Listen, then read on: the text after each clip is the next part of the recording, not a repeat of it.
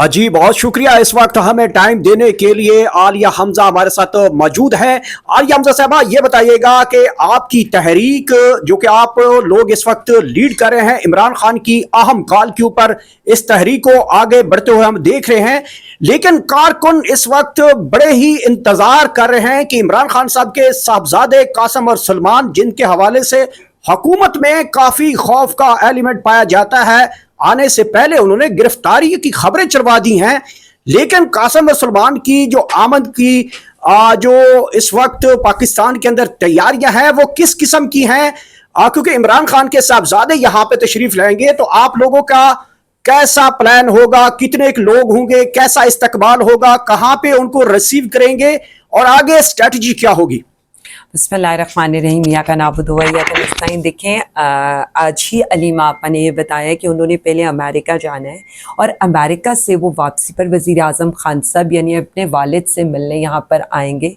2 साल हो गए हैं उनके वालिद मोहतरम वज़ीर आज़म खान साहब जिस तरह की कैदोबंद की सोबतें बर्दाश्त कर रहे हैं और जिस तरह की तकलीफ़ दे जेल में गुजार रहे हैं, तो बच्चे अपने वालिद से मिलने आ रहे हैं। उसको जिस तरह का रंग दिया जा रहा है और जिस तरह से बौखलाहट हम हुकूमत में देख रहे हैं, तो वो जस्टिफाइड है, क्योंकि दूसरी तरफ जो बैठे हुए लोग हैं, हमने तो वहाँ पर ये रवैये देखे हैं कि जब आप अपोजिशन में होते हैं तो आप तो अपनी वालदा की जो लाश है या जो उनके जस्द खाकी है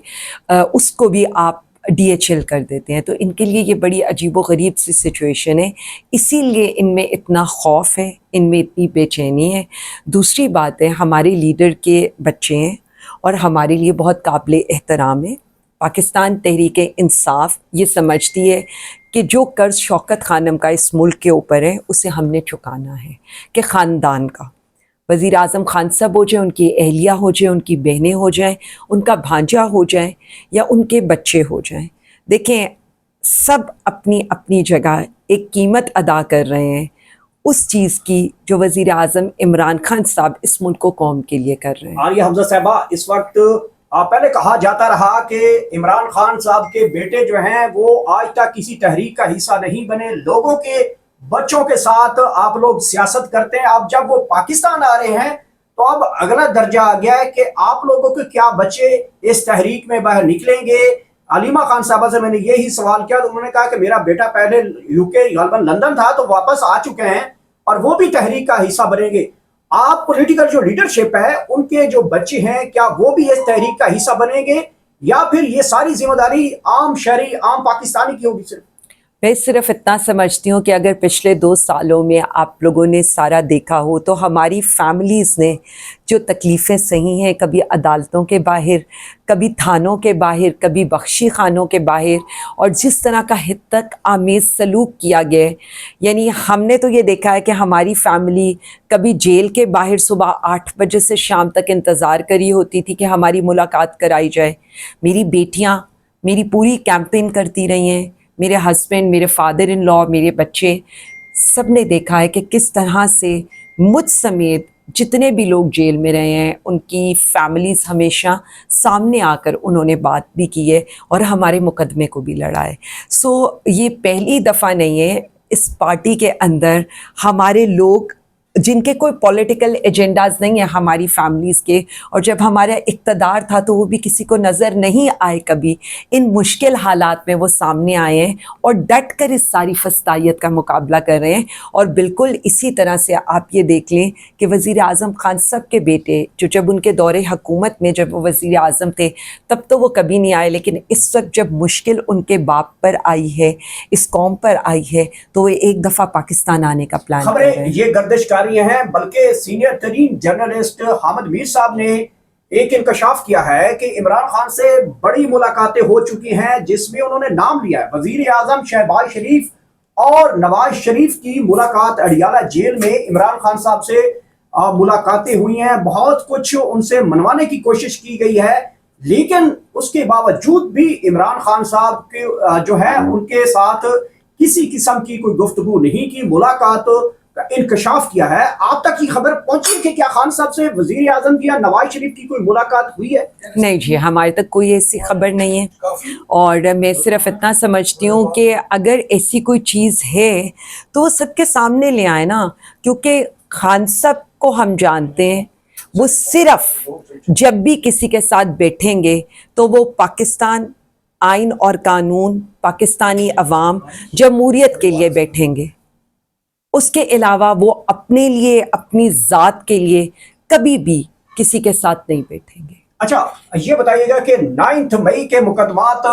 के जो फैसले हैं वो आने शुरू हो चुके हैं। काफी ज्यादा तादाद है पाकिस्तान तहरीक इंसाफ के पार्लियामेंटेरियंस की, एमएलएस की, एमपीएस की और खवातीन की एक बड़ी तादाद मौजूद है जिन्हें सजाएं सुनाई गई हैं या सिलसिला शुरू हो चुका है। तो ये जो सजाओं का सिलसिला शुरू हो चुका है, आप समझते हैं कि पाकिस्तान तहरीक इंसाफ के काफी ज्यादा एमएनएस और एमपीएस जो हैं वो 9 मई के केसेस में और दीगर एक एक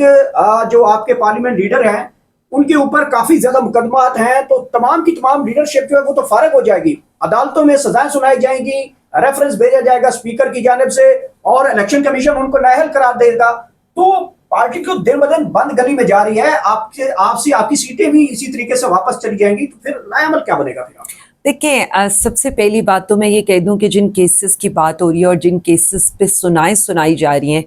अगर आप लोगों ने ही उनकी जरा को रिपोर्ट किया है और आप लोगों ने ही सारे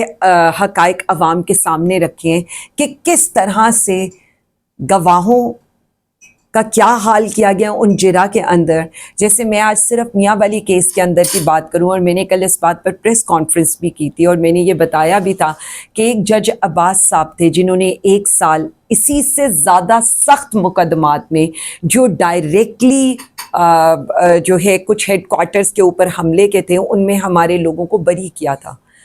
और आज यही बात है कि ऐसे लोगों को, जैसे अहमद चट्ठा साहब हो जाएं जो हमारे डिप्टी पार्लिमानी लीडर हैं नेशनल असेंबली में, बिलाल एजाज साहब हो जाएं जो हमारे regional general secretary central Punjab हैं, उनका नाम गवाह ने लिया ही नहीं है।